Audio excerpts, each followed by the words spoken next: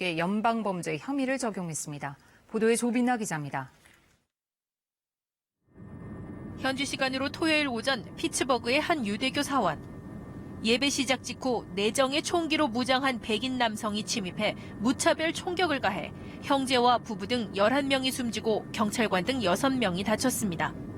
유대인을 증오하는 말을 계속 쏟아내던 용의자는 경찰이 쏜 총에 맞고서야 체포됐습니다. Suspects talking about all these Jews need to die. We have a surrender in progress. Suspects crawling out at this time. 용의자는 사원 인근에 살던 46살의 바우어스로 평소에도 SNS에 유대인에 대한 적개심을 표출한 것으로 드러났습니다. 검찰은 바우어스에 대해 증오범죄 등 29개 연방 범죄 혐의를 적용해 재판에 넘겼습니다. So our complaint charges Bowers with 29 separate federal crimes, and each of these counts is punishable by death. 트럼프 대통령은 최악의 반유대주의 공격이라고 비난하고 증오를 극복하기 위해 단결해야 한다고 밝혔습니다. 빌 페두토 피츠버그 시장은 피츠버그 역사상 가장 어두운 날이라고 애도하며 총기 규제 강화 필요성을 제기했습니다. We need to be looking at is how we take the guns out of the hands of those that are looking to express hatred through murder. 이를 두고 미 언론들은 무장 경비원이 있었다면 범행을 저지시켰을 거라는 트럼프 대통령의 언급을 반박한 거라고 보도했습니다. 폭발물 소포 공포가 채 가시기도 전에 미국 역사상 최악의 유대인 겨냥 증오 범죄, 총기 규제 논란까지 불거지면서 중간 선거에 미칠 파장에 관심이 모아지고 있습니다. KBS 뉴스 조빈나입니다. 최근에는 꼭 결혼하지 않거나 핏줄이 같지 않아도 함께 사는 사람들이 늘고 있죠. 실제 가족과 다름없지만 법적으로는 가족으로 인정받지 못해서 각종 권리와 의무에선 배제되는 일들이 생기고 있습니다. 어디까지 가족으로 볼 것인지 이제는 함께 논의해봐야 할 시점이란 목소리가 커지고 있습니다. 보도에 김채린 기자입니다. 단란한 가족의 모습입니다. 남녀는 결혼한 사이가 아닙니다. 할머니도 아이들도 누구 하나 서로 피 한 방울 섞이지 않았습니다. 올해 칸 영화제 황금종려상을 받은 이 영화는 이 시대 진정한 가족의 의미를 묻습니다. 우리 사회에도 혼인을 원치 않거나 할 수 없어서 그냥 함께 사는 친구, 연인 사이가 적지 않습니다. 서로 정을 나누고 서로 생각을 공유하고 하면서 같이 지내면은 충분히 가족의 한 형태로 봐줄 수 있다고 저는 생각을 해요. 하지만 법률로는 남일 뿐입니다. 현행 민법은 가족의 범위를 배우자와 직계 혈족, 형제 자매 등으로 제한합니다. 수십 년을 함께 살았어도 상속은 물론 소득 공제 혜택 등을 받을 수 없습니다. 건강보험 피부양자 등록도 못합니다. 상대가 아파 입원해도 보호자가 되어줄 수 없습니다. 혼인신고를 하건 안 하건 이성애자건 아니건 반려자잖아요. 다양한 가족이 더 많아질 텐데 특정 가족들을 계속 배제하는 방식이니까. 현실에선 가족과 다름없는 이들을 법률상으로도 가족으로 끌어안아 같은 권리와 의무를 주자는 목소리가 나오는 이유입니다. 유럽 주요 나라와 일본의 일부 지자체 등에서 시행하는 생활 동반자 제도가 대안으로 떠오릅니다. 결혼을 하고 아이가 있고 이런 형태가 아니라 어떤 역할을 하고 어떤 가족 관계성을 맺는가에 중요하게 다양하게 지원하는. 진선미 여성가족부 장관도 최근 기자간담회에서 여론을 지켜보고 설득하겠다며 제도 도입 의지를 밝혔습니다. 진 장관은 19대 국회의원 시절 관련 법안 발의를 준비하기도 했습니다. KBS 뉴스 김채린입니다.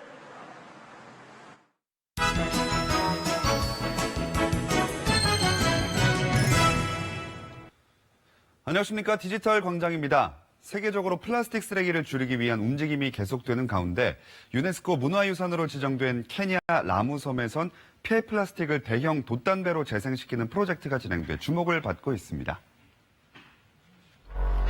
플라스틱 폐기물을 재료로 선체를 완성한 9m짜리 돛단배가 지난달부터 본격 항해를 시작해 눈길을 끌고 있습니다. 2017년부터 플라스틱 쓰레기에 대해 제재를 시작한 케냐 라무섬 측이 재활용 전문가 및 선박 디자이너들과 합작한 건데요. 프로젝트를 위해 150여 명의 자원봉사자들은 2년에 걸쳐 하루 3시간 동안 해변에 버려진 플라스틱 쓰레기를 모았고요.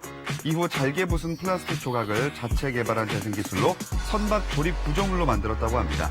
앞으로 프로젝트 팀은 안전성을 강화한 플라스틱 재생 돛단배를 제작한 뒤 남아공 케이프타운까지 항해하며 환경보호 메시지를 전하고 싶다고 포부를 밝혔습니다. 현지 시간으로 27일 저녁 영국 프리미어리그 레스터시티 구단주이자 태국의 억만장자인 비차이 회장의 전용 헬기가 추락했다고 주요 외신들이 전했습니다. 비차이 회장을 포함해 최소 5명이 탑승한 걸로 추정되는 이 헬기는 레스터시티 경기가 끝난 후 홈구장 스타디움에서 이륙한 지 몇 분 만에 인근 주차장으로 추락했고 큰 화염에 휩싸였는데요.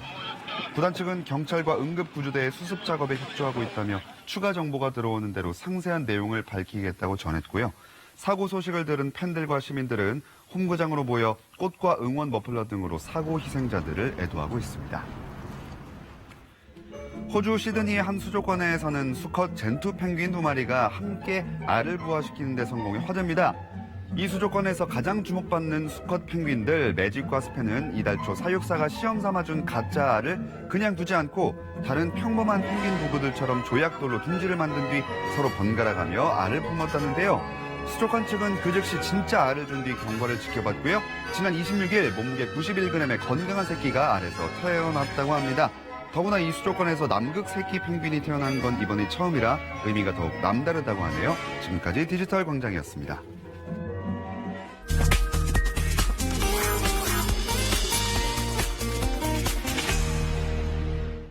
지난 주말은 마왕이란 별칭으로 불리던 가수 신해철 씨의 사망 4주기였습니다. 공식적인 추모 행사는 없었지만 곳곳에서 추모의 물결이 일었는데요. 특히 올해는 고 신해철 씨가 살아있었다면 데뷔한 지 30주년을 맞는 해여서 안타까움이 더 컸습니다. 2014년 의료사고로 세상을 떠난 고 신해철 씨의 4주기를 맞아 연예계 스타들의 SNS에 고인을 기리는 글이 잇따랐습니다.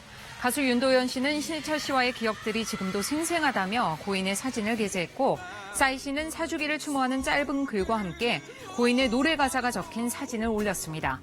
이 밖에도 가수 현진영 씨는 인터넷 방송으로 신해철 씨의 특집 방송을 선보였고, 팬들은 오프라인에서 자발적인 추모 모임을 가진 것으로 알려졌습니다.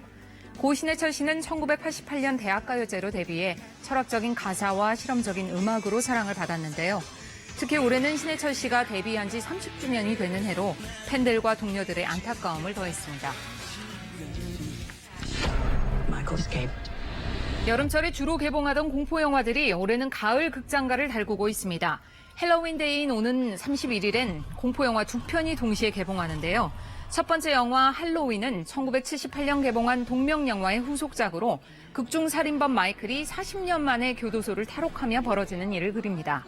함께 개봉하는 영화 벽 속의 숨은 마법시계 역시 코믹 연기로 유명한 배우 잭 블랙이 출연하지만 영화는 미스터리한 집을 배경으로 한 판타지 공포물입니다. 또 일주 뒤엔 우리나라 공포물의 고전을 리메이크한 여곡성까지 개봉하며 공포영화 개봉 러쉬를 맞이한 극장가. 이는 여름철 블록버스터 대작과의 경쟁을 피해 비수기인 가을 개봉을 택하는 공포물이 늘기 때문인데요. 더불어 젊은 층을 중심으로 국내의 헬로윈데이를 즐기는 문화가 확산되는 것도 공포영화들의 개봉 시기를 여름에서 가을로 늦추는 요인이 되고 있다는 분석입니다. 주선에선 이미 핵을 가졌습니다. 영화 공작이 27일 열린 제2회 더 서울 어워즈에서 영화 부문 대상을 차지했습니다. 배우 황정민, 이성민 씨 등 주연의 공작은 대북공작원 흑금성의 실화를 다룬 영화인데요. 지난 55회 대종상 영화제에선 최다 부문 후보에 나무주연상 수상 등으로 화제가 됐습니다. 이번 더 서울 어워즈에선 한국형 첩보 영화의 탄생을 알린 작품이라는 평가 속에 최고 영예인 대상을 받았습니다. 또 이날 영화 부문 나무주연상은 신과 함께 죄와 벌을 통해 1,400만 명의 관객을 동원한 배우 하정우 씨에게 돌아갔고, 여우주연상은 지금 만나러 갑니다의 손예진 씨에게 주어졌습니다. 지금까지 문화광장이었습니다. 오늘 꼭 따뜻한 옷차림 하셔야겠습니다. 가벼운 가을 옷차림으론 감기 걸리기 쉽겠습니다. 기온이 아주 많이 떨어졌는데요. 일부 해안가를 제외한 대부분 지역의 아침 기온 5도 아래에서 출발하고 있습니다. 여기에 찬바람까지 불면서 체감온도가 뚝 떨어졌습니다. 서울의 아침 기온은 4.6도에서 출발하고 있고, 설악산의 아침 최저 기온 영하 8도까지 떨어졌고요. 중부 내륙과 또 남부 산간 지역을 중심으로 물이 어는 곳도 있겠습니다.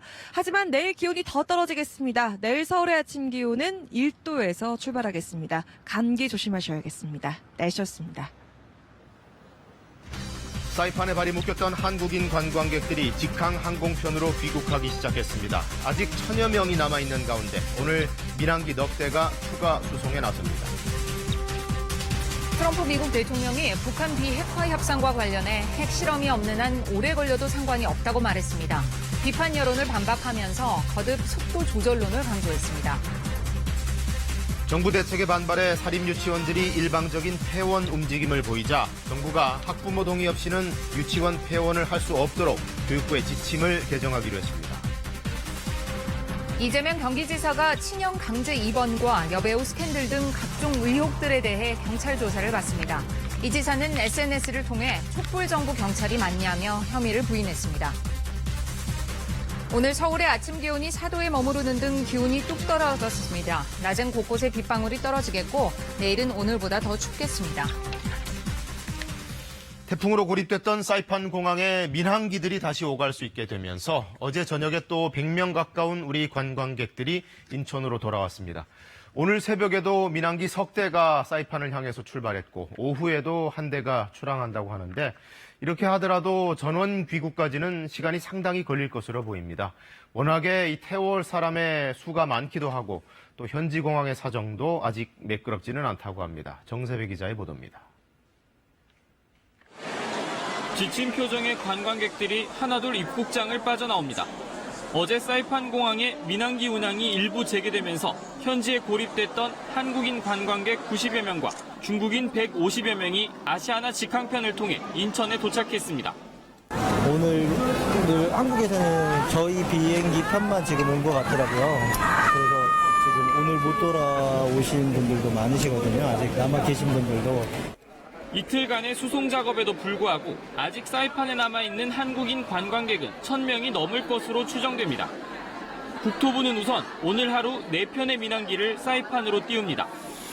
또 어제까지 모두 500명 가까운 관광객들을 괌으로 실어 나른 군 수송기도 막바지 수송에 나설 것으로 보입니다. 그러나 현지 공항 상황이 매우 혼잡한 데다 항공사 예약 시스템이 제대로 작동하지 않아 실제 탑승객은 예상보다 줄어들 수 있습니다. 또 현지에서는 임시 항공편의 운항 상황을 알기 어렵다는 불만도 나오고 있습니다. 때문에 완전 철수까지는 좀 더 시간이 필요할 것으로 보이는 가운데 외교부는 신속 대응팀이 내일까지 사이판에 남아 활동할 예정이라고 밝혔습니다. KBS 뉴스 정세배입니다. 북미 간의 비핵화 협상이 숨고르기에 들어간 가운데 미 언론에서는 속도가 너무 느리다 이런 비판이 제기되고 트럼프 대통령은 거기 반박하는 입장을 연이어 내고 있습니다. 일단 지금 적어도 북한의 핵실험은 중단되지 않았느냐 이렇게 성과를 강조하면서 그것만 유지돼도 비핵화까지는 오래 기다려줄 수 있다고 말했습니다. 로스앤젤레스 최동혁 특파원의 보도입니다. 도널드 트럼프 미국 대통령은 북한과의 비핵화 협상 등 북핵 문제와 관련해 오래 걸린다 해도 상관없다고 말했습니다.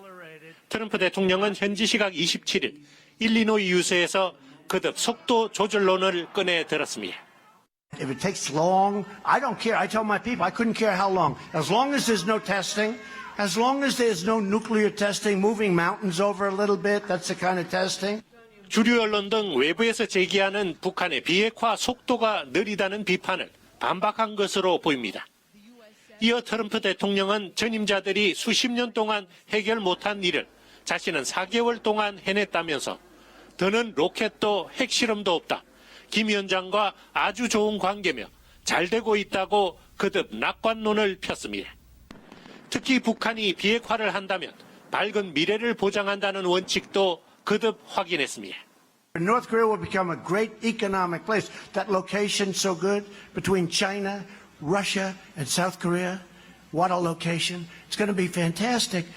2차 북미 정상회담이 내년 초 열릴 것으로 예상되는 가운데 트럼프 대통령은 유세에서 북한 문제 해결에 속도 조절 방침을 꺼내들고 있습니다. 이는 북미 대화의 낙관론을 견지하면서도 비핵화 협상을 시간에 쫓겨 서두르지 않고 충분한 시간을 갖고 성과를 내는데 방점을 두겠다는 뜻으로 풀이됩니다. 로스앤젤레스에서 KBS 뉴스 최동혁입니다. 예, 이런 가운데 미국의 키맨 가운데 한 명이 또 방한했습니다. 미 국무부의 스티븐 비건 대북 특별대표 어제 우리나라에 들어왔는데 한국과의 공조를 통해서 북미 간 대화의 속도를 내려는 것으로 보입니다. 김영은 기자가 보도합니다. 북미 실무 협상에서 미국 측 대표로 나설 스티븐 비건 미 국무부 대북 특별대표가 한국에 입국했습니다. 북미 대화에 별다른 진척이 없는 것으로 알려진 가운데 방한 목적에 대한 질문이 쏟아졌지만 비건 대표는 말을 아꼈습니다. What is your main focus this time? Sorry, can't answer any questions today, but thank you. 비건 대표의 이번 방한에는 앨리슨 후커 미 백악관 국가안보회의 한반도 보좌관과 케빈 김 국무부 대북 선임 고문이 동행했습니다. 비건 대표는 오늘 강경화 외교부 장관과 접견한 뒤 우리 측 상대인 이도훈 외교부 한반도 평화교섭본부장을 잇따라 만나 한미 북핵 협상 수석 대표 협의를 할 예정입니다. 한미 수석 대표 협의에서는 북미 고위급 회담과 실무 협상 추진 상황을 공유해 북미 대화의 물꼬를 틀 방안을 논의할 것으로 보입니다. 아울러 미 중간선거 이후 협상 전략을 논의하고 최근 북한의 대외 행보에 대한 분석 결과도 공유할 것으로 보입니다. 남북 철도 연결 착공식과 북한 양묘장 현대화 등 남북 합의 사항 이행 과정에서의 대북 제재 예외를 인정할 것인지 여부도 의제가 될 것으로 예상됩니다. 비건 대표가 이도훈 본부장과 워싱턴에서 만난 지 불과 엿새 만에 방한한 것이 판문점 실무회담 가능성을 고려한 게 아니냐는 관측도 나오지만 현재까지는 가능성이 높지 않은 것으로 알려졌습니다. 비건 대표는 내일까지 한국에 머물며 청와대 안보실 관계자 등을 만날 계획으로 전해졌습니다. KBS 뉴스 김영은입니다. 사건 사고 소식입니다. 어젯밤 서울 강남의 한 호텔에서 불이 나 투숙객과 직원들 60여 명이 긴급 대피했습니다. 경북 안동에서는 한 여중생이 집단 폭행을 당했다는 글과 사진이 SNS에 올라와 경찰이 수사를 벌이고 있습니다. 정희진 기자가 종합했습니다. 건물 사이로 불길이 치솟습니다. 벽면 틈새로는 흰 연기가 연신 뿜어져 나옵니다. 어젯밤 9시 20분쯤 서울 청담동의 한 호텔에서 불이 났습니다. 불이 외벽을 타고 빠르게 번져 호텔 투숙객과 직원 등 60여 명이 급히 대피했습니다. 구급차 안으로 급히 실려온 아이에게 대원들이 응급처치를 합니다. 어제 오후 5시 반쯤엔 강원도 홍천군의 다세대 주택에서 불이 났습니다. 이 불로 집안에 있던 3살 정모군이 연기를 들이마셔 병원에서 치료를 받았고 건물 4층이 불타 4천여만 원의 재산 피해가 났습니다. 비슷한 시각 전북 군산에서는 비어있던 집에 벼락이 떨어지며 불이 나 100여만 원의 재산 피해가 나기도 했습니다. 어제 오후에는 궂은 날씨로 인한 피해가 이어졌습니다. 경기도 안성과 서울 은평구에서는 강한 바람 때문에 이삿짐을 나르던 사다리차가 잇따라 쓰러졌습니다. 중부지방 곳곳에 우박이 쏟아져 나들이 나온 시민들이 불편을 겪기도 했습니다. 경북 안동에서는 여중생들이 한 여학생을 집단 폭행했다는 글이 사진과 함께 SNS에 올라왔습니다. 글쓴이는 지난 21일 자신의 동생이 휴대전화를 빼앗긴 채 폭행을 당했고 피해 장면이 촬영돼 협박까지 당했다고 주장했습니다. 경찰은 피해 학생에게 진술을 받은 데 이어 가해자로 지목된 학생 9명을 불러 조사하고 있습니다. KBS 뉴스 정유진입니다. 사립 유치원들이 일방적으로 문을 닫거나 휴업할 가능성이 지속되면서 학부모들 우려는 잦아들지 않고 있습니다.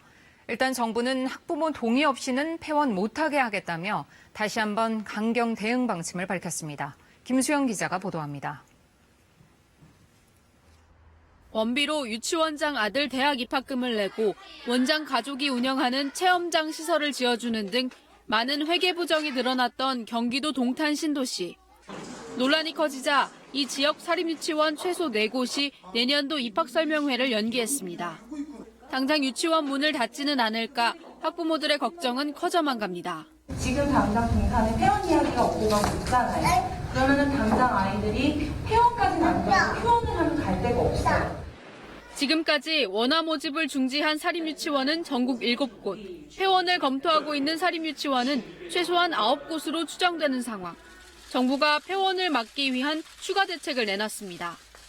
학부모의 동의를 받고 유치원 운영위원회와 사전 협의를 해야만 폐원과 휴업이 가능하도록 교육부 지침을 개정하기로 한 겁니다.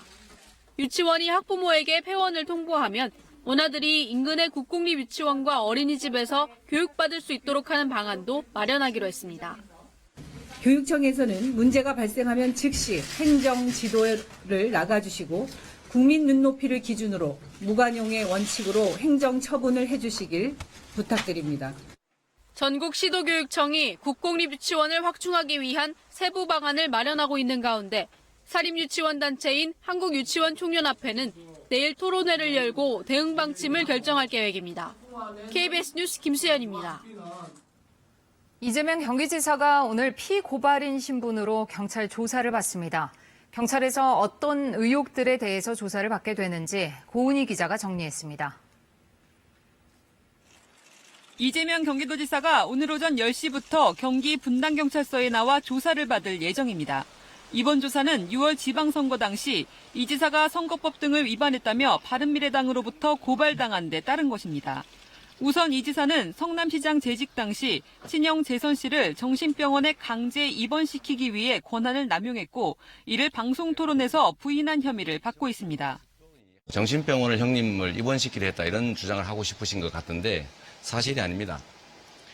정신병원에 입원시킨 것은 형님의 부인, 그게 제 형수와 조카들이었고 경찰은 7월 분당 보건소 등 4곳에 이어 이달 들어 이 지사 자택 등지에서 추가로 압수수색을 벌여 휴대전화 2대 등을 확보해 분석 작업을 마쳤습니다. 또 이 지사가 배우 김부선 씨와 한때 연인 관계였지만 이를 부인해왔다는 혐의도 조사 대상입니다. 이 밖에도 기업들을 압박해 성남FC에 160억여 원의 광고비를 내게 한 혐의와 조폭 출신 사업가와의 유착설 등도 조사할 방침입니다. 경찰은 선거사범 공소시효가 50일도 남지 않았고 이 지사가 현직 단체장인 만큼 소환 조사는 되도록 한 차례로 끝내고 다음 달 중순에는 검찰에 송치하는 방안을 검토 중입니다. 이 지사는 SNS에 올린 글을 통해 친형 정신병원 강제 입원 의혹을 강하게 부인하면서 저에 대한 수사만 보면 과연 경찰이 촛불 정부의 경찰이 맞는가 싶다면서도 성실히 조사에 임하겠다고 밝혔습니다. KBS 뉴스 고은입니다. 드루킹 일당과 댓글 조작을 벌인 혐의로 기소된 김경수 경남도지사의 재판이 오늘부터 본격적으로 시작됩니다. 서울중앙지법 형사 32부는 오늘 오전 김 지사에 대한 첫 번째 공판기일을 엽니다. 재판부는 김 지사가 출석한 가운데 법정에서 인정신문 등을 진행할 예정입니다. 김 지사는 드루킹 일당과 공모해 댓글 조작 프로그램 킹크랩으로 여론을 조작하고 드루킹 측근을 일본 센다이 총영사직에 앉히겠다고 제안한 혐의 등으로 기소됐습니다. 고 장자연 씨의 죽음을 둘러싼 여러 의혹들이 여전한 가운데 특히 수사도 상당히 부실하게 진행됐다는 정황들이 속속 드러나고 있습니다. 검찰의 과거사 진상조사단은 당시 압수수색부터가 엉터리였다고 밝혔습니다. 정성호 기자가 보도합니다. 2009년 3월 7일 스스로 목숨을 끊은 고 장자연 씨. 엿새 뒤 KBS 보도로 소속사 대표가 유력 인사들에게 성접대까지 강요했다는 의혹이 제기됐습니다. 바로 다음 날 경찰은 장 씨의 집과 차량을 전격 압수수색했습니다. 글 쓰는 걸 좋아했던 고인은 곳곳에 수첩이나 메모 등을 남겨뒀지만 압수수색은 단 57분 만에 끝났습니다. 경찰은 장 씨의 침실만 살펴봤을 뿐 옷방은 들여다보지 않았습니다. 심지어 장 씨가 들고 다니던 가방도 열어보지 않았습니다. 당시 경찰이 확보한 자료는 컴퓨터 본체 1개와 휴대폰 3개, 메모리칩 3개, 다이어리와 메모장, 스케치북 각 1권이 전부였습니다. 유력 인사와 접촉한 정황인 명함도 다수 발견됐는데 경찰이 모른 척했다는 게 검찰 과거사 진상조사단의 결론입니다. 메일이나 쪽지 등이 담긴 장 씨의 인터넷 블로그에 대한 수색영장은 아예 신청하지 않았습니다. 이뿐만이 아니었습니다. 경찰이 검찰에 넘긴 수사 기록엔 장 씨의 휴대폰 통화 내역은 물론 문자 메시지 등 복원 내역, 컴퓨터 포렌식 결과가 빠져 있었습니다. 진상조사단은 특히 당시 수사검사가 개인적으로 들고 있다 제출한 장 씨의 통화 내역 5만 건에선 누군가 손을 댄 흔적까지 발견됐다고 설명했습니다. 검사가 갖고 있었던 그 기록이, 제출했던 그 기록이 원래 작성됐던 원본과 동일하다. 그걸 증명할 수 있는 그게 있습니까?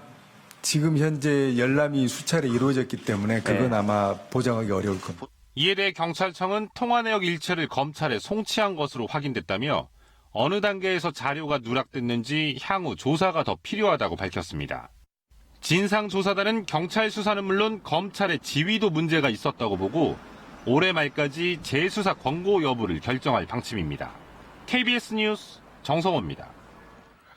사법농단 의혹의 핵심 피의자로 알려진 임종헌 전 법원행정처 차장이 구속됐지만 수사가 당장 쉽게 풀리지는 않을 수도 있겠습니다. 결정적인 진술을 통해 그 윗선을 밝혀내야 수사가 정점을 찍게 될 텐데 임 전 차장은 협조하지 않겠다는 입장을 보이고 있습니다. 최창봉 기자의 보도입니다. 수의 차림의 마스크를 쓴 임종헌 전 법원행정처 차장이 호송차에서 내립니다. 그제 새벽 구속된 뒤 첫 검찰 조사를 받기 위해 어제 오후 소환됐습니다.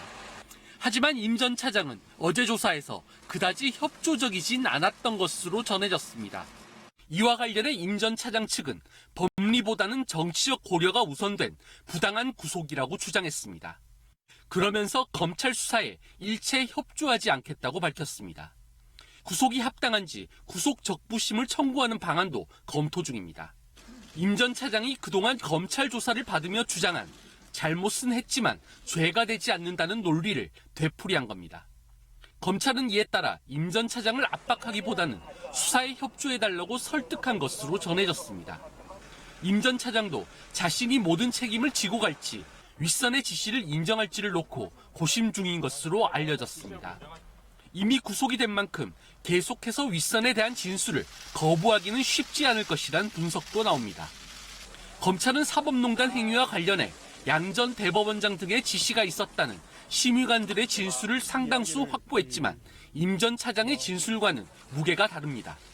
검찰은 조만간 전직 대법관들과 양 전 대법원장을 불러 조사할 계획이지만 소환 시기는 임 전 차장의 입에 달려 있습니다. KBS 뉴스 최창봉입니다. 사립유치원 문제와 고용세습 논란 등으로 시끄러웠던 국정감사가 오늘로 사실상 마무리됩니다. 국회는 이제 다음 달부터는 예산심사 국면으로 넘어갑니다. 최형원 기자가 보도합니다. 문재인 정부를 상대로 진행된 사실상의 첫 국회 국정감사가 오늘 종합감사를 끝으로 사실상 마무리됩니다. 여당인 더불어민주당은 사립유치원 비리 문제를 공론화한 것을 이번 국감 최대 성과로 꼽습니다. 박용진 의원의 비리 유치원 명단 공개로 유치원 문제가 사회적 관심사로 떠오르며 결국 정부와 여당의 사립유치원 비리 근절 대책 발표로 이어졌습니다. 국민 걱정을 덜어드리기 위해 비리 유치원 근절 3법을 당론으로 채택하여 제출하였고 이를 신속히 통과시킬 수 있도록 최선을 다하겠습니다. 자유한국당은 서울교통공사 정규직 전환 과정에서의 임직원 친인척 특혜 의혹을 집중 제기했습니다. 다른 공공기관에서도 채용 관련 의혹이 잇따르면서 야사당이 진상규명을 위한 국정조사 요구서를 제출하기에 이르렀습니다. 친인척과 고용세습을 이뤄나가는 불법 부당한 비정규직 정규직 전환은 결코 있을 수 없습니다. 양승태 사법부의 사법농단 의혹에 대해선 한국당을 제외한 여야 사당이 이 사건을 담당할 특별재판부 설치에 합의하기도 했습니다. 국감 일정을 마치는 여야는 다음 달 1일 예산안에 대한 정부 시정연설을 시작으로 본격적인 예산안 심사에 돌입합니다. 앞서 정부는 올해 예산보다 9.7% 증가한 470조 원대의 슈퍼 예산안을 편성했습니다. 민주당은 고용 창출과 혁신 성장을 위해 확장적 재정 운용이 필요하다며 원안 사수를 목표로 삼고 있는 반면 한국당 등 야당들은 선심성 퍼주기 예산은 안 된다며 검증을 벼르고 있습니다. 국회는 다음 달 15일부터 각 상임위가 제출한 예산 수정안을 바탕으로 예결위에서 증감 여부를 결정하고 30일 본회의를 열어 내년도 예산안을 통과시킬 방침입니다. KBS 뉴스 최영원입니다. 네, 가을비가 요란하더니 아니나 다를까 기온이 뚝 떨어졌습니다. 오늘부터는 옷차림이 사뭇 달라져야 할 것 같은데요. 지금 바깥 날씨 어떤지 좀 알아보겠습니다. 강하람 캐스터, 이제 출근길 시민들 많이 나와 계실 시각인데 확실히 지난주보다 추워하시는 분들 많죠? 네, 그렇습니다. 옷차림이 사뭇 달라진 걸 볼 수가 있습니다. 오늘 아침 공기도 많이 차가운데요. 제가 이곳에서 방송 대기하고 있는 동안에 마이크 손잡이가 차가워질 정도로 손이 시릴 정도로 많이 쌀쌀합니다. 입김도 절로 나고 있고요. 또 가벼운 옷차림으로 나오신다면은 감기 걸리기 쉬운 날씨가 되겠습니다. 일부 해안가를 제외한 대부분 지역에 아침 최저 기온이 5도 아래에서 출발하고 있습니다.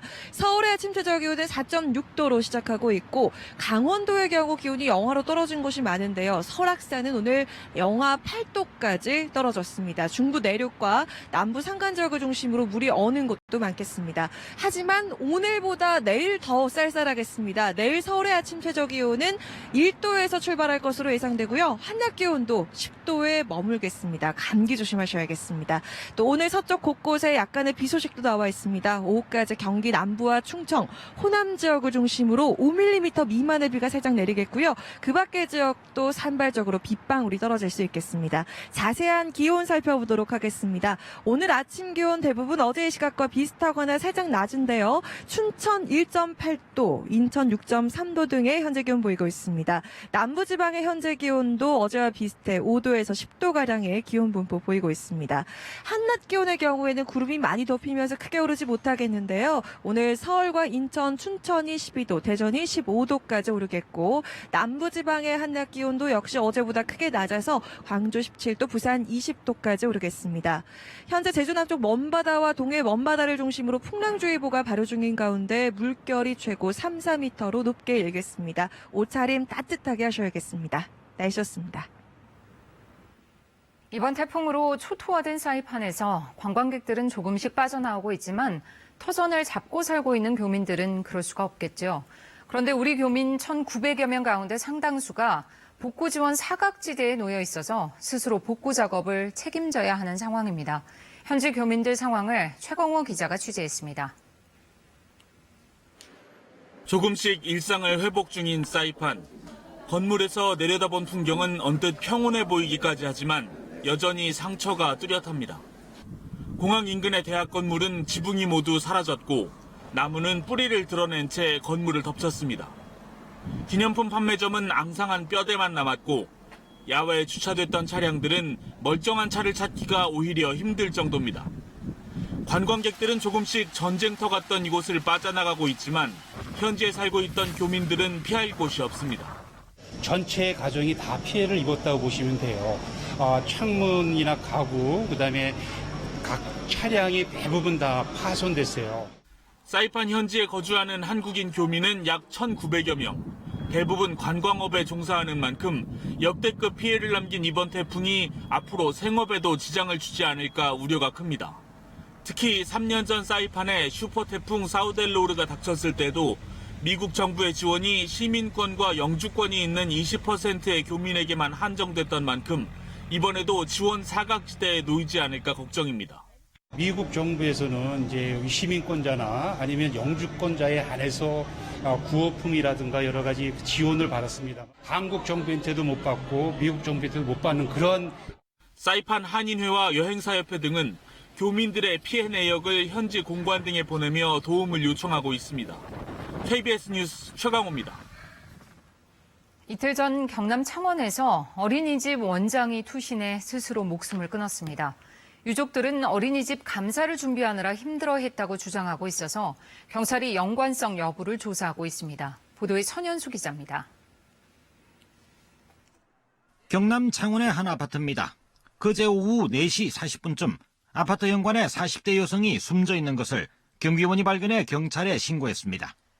경찰 조사 결과 숨진 여성은 아파트 1층 어린이집의 원장이었습니다. 경찰은 어린이집 원장이 남편에게 전화를 걸어 자살을 암시하는 말을 남긴 뒤 15층에서 뛰어내린 것으로 보고 있습니다. 유서는 발견되지 않았습니다.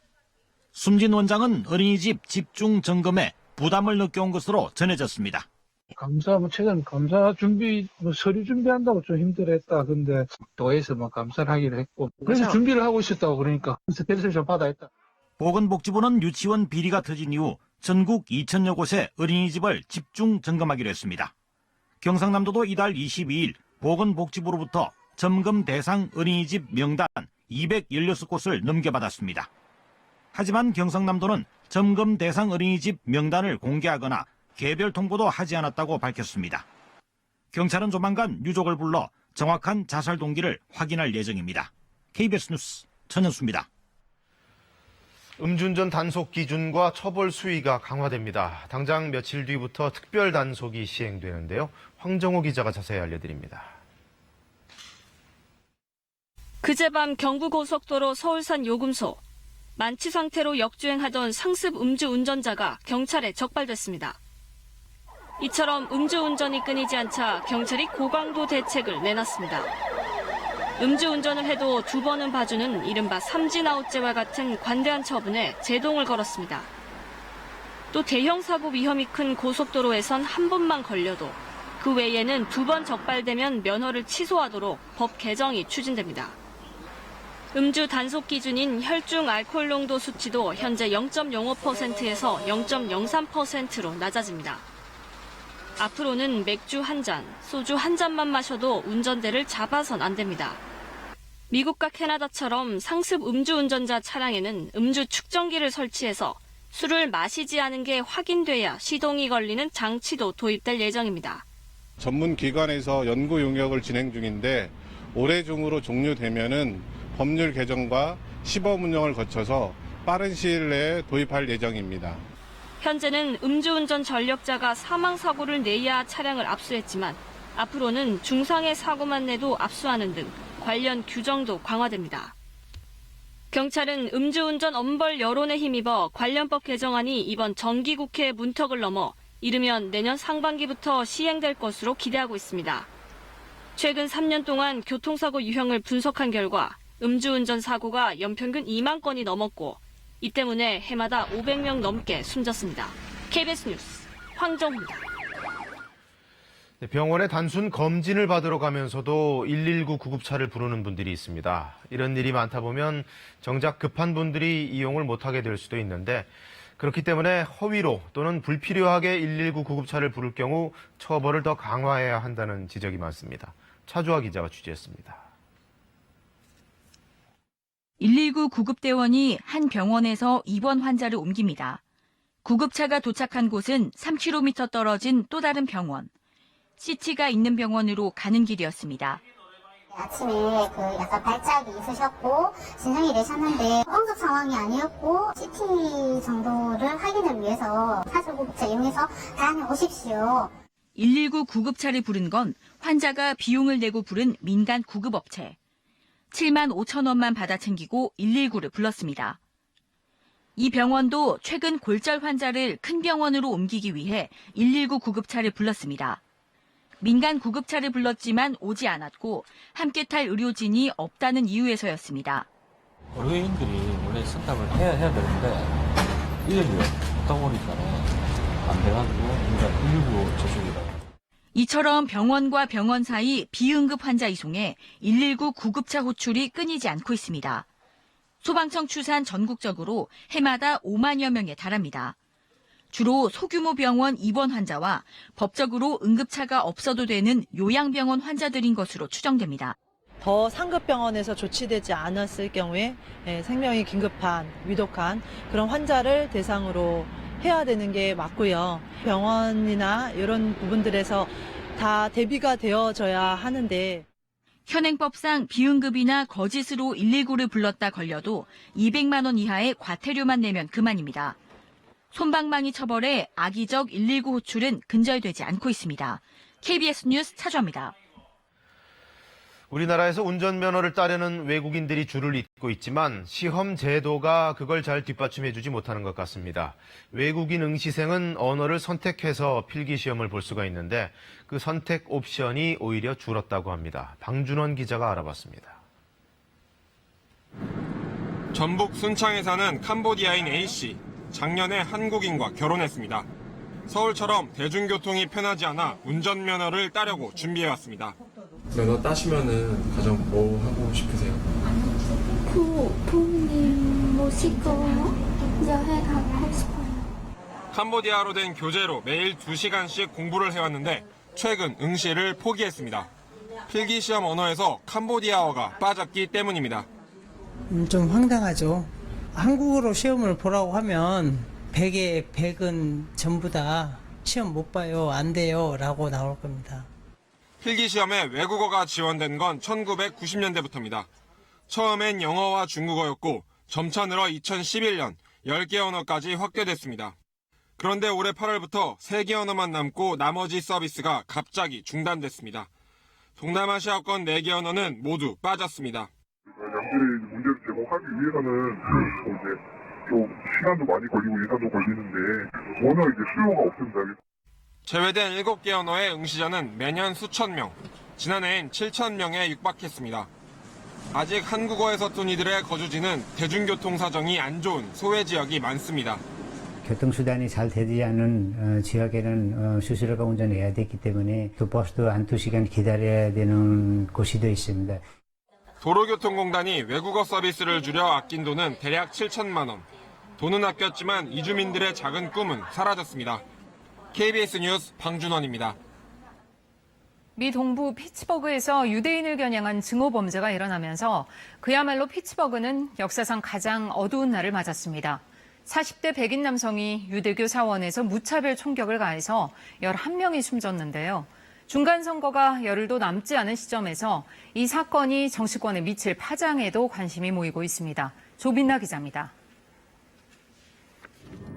현지 시간으로 토요일 오전 피츠버그의 한 유대교 사원. 예배 시작 직후 내정에 총기로 무장한 백인 남성이 침입해 무차별 총격을 가해 형제와 부부 등 11명이 숨지고 경찰관 등 6명이 다쳤습니다. 유대인을 증오하는 말을 계속 쏟아내던 용의자는 경찰이 쏜 총에 맞고서야 체포됐습니다.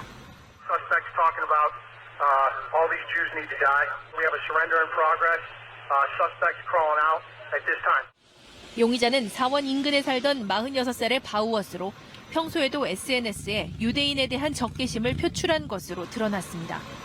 검찰은 바우어스에 대해 증오범죄 등 29개 연방 범죄 혐의를 적용해 재판에 넘겼습니다.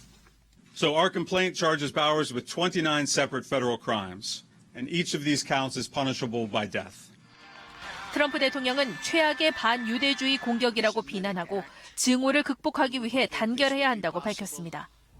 빌 페두토 피츠버그 시장은 피츠버그 역사상 가장 어두운 날이라고 애도하며 총기 규제 강화 필요성을 제기했습니다.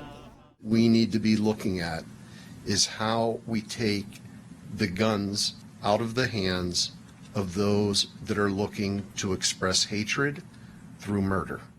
이를 두고 미 언론들은 무장 경비원이 있었다면 범행을 저지시켰을 거라는 트럼프 대통령의 언급을 반박한 거라고 보도했습니다. 폭발물 소포 공포가 채 가시기도 전에 미국 역사상 최악의 유대인 겨냥 증오 범죄, 총기 규제 논란까지 불거지면서 중간 선거에 미칠 파장에 관심이 모아지고 있습니다. KBS 뉴스 조빈나입니다. 붉은 화염이 하늘을 뒤덮고 있습니다. 현지 시간 일요일 오후 6시쯤 중국 텐진시 비나이 신고에 있는 석유 저장소에서 불이 났습니다. 화염은 삽시간에 석유 저장소 전체로 번졌는데요. 소방차 70대와 소방관 500여 명이 진화에 나서 5시간여 만에 불길을 잡았습니다. 현지 소방당국은 아직 사상자는 보고되지 않았다며 정확한 화재 원인을 조사하고 있다고 밝혔습니다. 거대한 해골들이 거리를 행진하고 있는데요. 수백 명의 무용수와 고개사 등이 참가해 해골 분장을 하고 공연을 펼치는 모습입니다. 현지 시간 27일 수도인 멕시코시티 중심부에 있는 레포르마 대로에서 소칼로 광장에 이르는 4.8km 거리에서 퍼레이드가 열렸습니다. 올해는 미국을 가려다 목숨을 잃은 중미 이민자들에 대한 애도도 표했습니다. 멕시코에서는 전통적으로 11월 1일을 죽은 자들의 날로 지정해 세상을 떠난 사람들을 기려왔는데요. 이 같은 대형 거리 행사는 007 시리즈인 스펙터 영화를 위해 벌였던 거리 퍼레이드에서 영감을 받아 2016년부터 개최하고 있다고 합니다. 스리랑카 콜롬보 시내에서 한 승용차를 두고 경찰과 시민들이 대치하고 있습니다. 연정을 하던 총리를 대통령이 갑작스럽게 해임하면서 양측 지지자 간의 충돌이 이어지고 있는데요. 대통령 지지자들이 해임된 총리의 최측근인 아르주나 라나퉁가 전 석유 장관을 인질로 잡으려고 시도하자 그의 경호원들이 실탄을 발사해 3명이 다쳤다고 현지 언론이 보도했습니다. 스리랑카에서는 시리세나 대통령이 지난 26일 총리를 전격 해임하고 기존 내각은 해산됐다고 선언했는데 위크레메신게 총리는 이번 해임이 위헌이라며 반발하고 있습니다. 지금 세계는 이었습니다. 네, 방금 들어온 소식입니다. 오늘 오전 6시 11분쯤 지하철 4호선 당곡의 열차가 이촌역 진입 전 터널에서 멈춰섰습니다. 이 사고로 이촌역에서 신용산역 방향 4호선 상행선 열차의 운행이 중단됐습니다. 열차에 타고 있던 승객들은 열차에서 내려 승강장 등 안전한 지역으로 이동하고 있는 것으로 전해졌습니다. 서울교통공사 관계자는 주회로 차단기가 작동하면서 열차 전력 공급이 차단됐는데 전동차에 문제가 있는 것으로 추정된다면서 멈춘 열차를 밀고 갈 구원 열차를 준비하고 있다고 밝혔습니다.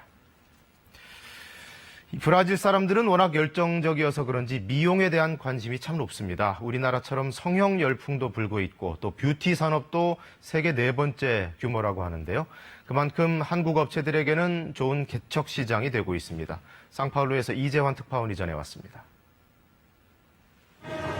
세계적 축제 브라질 삼바 카니발. 화려한 의상과 함께 짙은 화장이 눈길을 끕니다. 축제와 함께 모임이 잦은 브라질에서 화장은 필수입니다. 화장품 매장에서 화장법을 배우는 주부들도 쉽게 찾아볼 수 있습니다. 유난히 색조 화장에 관심이 높습니다. Aqui no Brasil já tem procura de crianças de 12, 13 anos querendo fazer cursos de maquiagem. 다양한 화장품과 피부 관리용품이 선을 보이는 브라질 뷰티 엑스포. 남미 최대 규모의 전시회입니다. 화장품을 포함한 브라질의 이른바 뷰티 산업 시장 규모는 세계 4위. 경제 위기에도 꾸준하게 성장하고 있습니다. 한국의 뷰티 업체들도 해마다 엑스포에 참가해 시장 공략에 나서고 있습니다. K-뷰티에 대한 인식도 좋고요. 또 이 사람들이 생각보다 모발에 대한 관심이 굉장히 커요. 하지만 높은 관세를 제외하고도 위생 감시국의 인증 등 비관세 장벽이 높은 게 걸림돌입니다. 현지 법인을 세우거나 생산자 주문 방식을 통해 브라질 상표를 달고 우회 진출하고 있습니다. E a gente fabricou todos os produtos na Coreia, porque a gente sabe da qualidade e a gente tem bons parceiros lá. 최근 브라질 언론은 에센스와 마스크팩 등의 낯선 화장품 용어들이 보편화되고 있다며 K-뷰티가 화장품 시장의 변화를 주도하고 있다고 평가했습니다. 상파울루에서 KBS 뉴스 이재환입니다.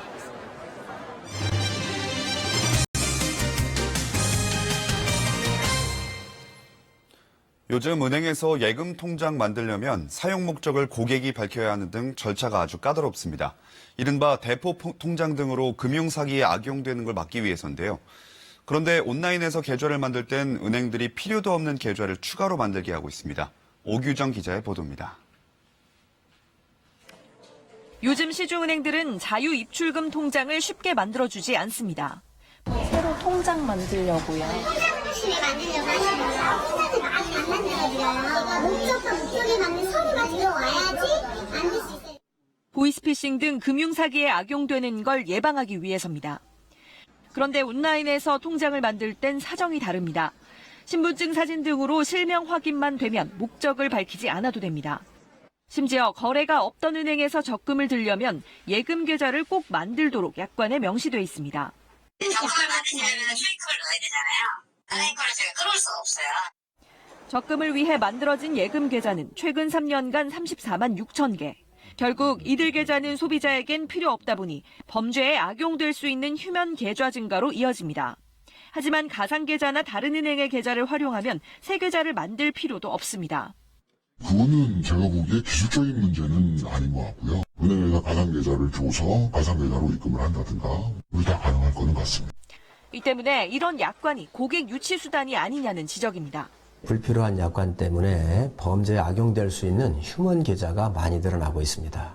소비자 보호를 위해서 금융당국은 약관을 개정하도록 해야 합니다. 금융당국은 휴면 계좌 정리 캠페인을 벌이고 있지만 다른 쪽에선 여전히 불필요한 계좌가 만들어지고 있습니다. KBS 뉴스 오규정입니다. 결혼이나 혈연 관계를 맺지는 않았지만 함께 사는 이들이 늘고 있습니다. 실제로는 다를 게 없는데도 가족으로 인정받지 못해 여러 제약이 많다고 하는데요. 시대의 흐름에 맞게 법제도에 정비가 필요한 게 아니냐는 목소리가 나옵니다. 김채린 기자입니다. 단란한 가족의 모습입니다. 남녀는 결혼한 사이가 아닙니다. 할머니도 아이들도 누구 하나 서로 피 한 방울 섞이지 않았습니다. 거의. 올해 칸 영화제 황금종려상을 받은 이 영화는 이 시대 진정한 가족의 의미를 묻습니다. 우리 사회에도 혼인을 원치 않거나 할 수 없어서 그냥 함께 사는 친구 연인 사이가 적지 않습니다. 서로 정을 나누고 서로 생각을 공유하고 하면서 같이 지내면은 충분히 가족의 한 형태로 봐줄 수 있다고 저는 생각을 해요. 하지만 법률로는 남일 뿐입니다. 현행 민법은 가족의 범위를 배우자와 직계 혈족, 형제 자매 등으로 제한합니다. 수십 년을 함께 살았어도 상속은 물론 소득 공제 혜택 등을 받을 수 없습니다. 건강보험 피부양자 등록도 못합니다. 상대가 아파 입원해도 보호자가 되어줄 수 없습니다. 혼인신고를 하건 안 하건 이성애자건 아니건 반려자잖아요. 다양한 가족이 더 많아질 텐데 특정 가족들을 계속 배제하는 방식이니까. 현실에선 가족과 다름없는 이들을 법률상으로도 가족으로 끌어안아 같은 권리와 의무를 주자는 목소리가 나오는 이유입니다. 유럽 주요 나라와 일본의 일부 지자체 등에서 시행하는 생활 동반자 제도가 대안으로 떠오릅니다. 결혼을 하고 아이가 있고 이런 형태가 아니라 어떤 역할을 하고 어떤 가족 관계성을 맺는가에 중요하게 다양하게 지원하는. 진선미 여성가족부 장관도 최근 기자간담회에서 여론을 지켜보고 설득하겠다며 제도 도입 의지를 밝혔습니다. 진 장관은 19대 국회의원 시절 관련 법안 발의를 준비하기로 했습니다. KBS 뉴스 김채리입니다. 요즘 유럽에는 한류 열풍뿐 아니라 한국 예술가들의 창작 열기도 뜨겁습니다. 한국인의 예술혼을 오페라와 전시회를 통해 유럽에 전파하고 있는 작가들, 베를린 유광석 특파원이 취재했습니다.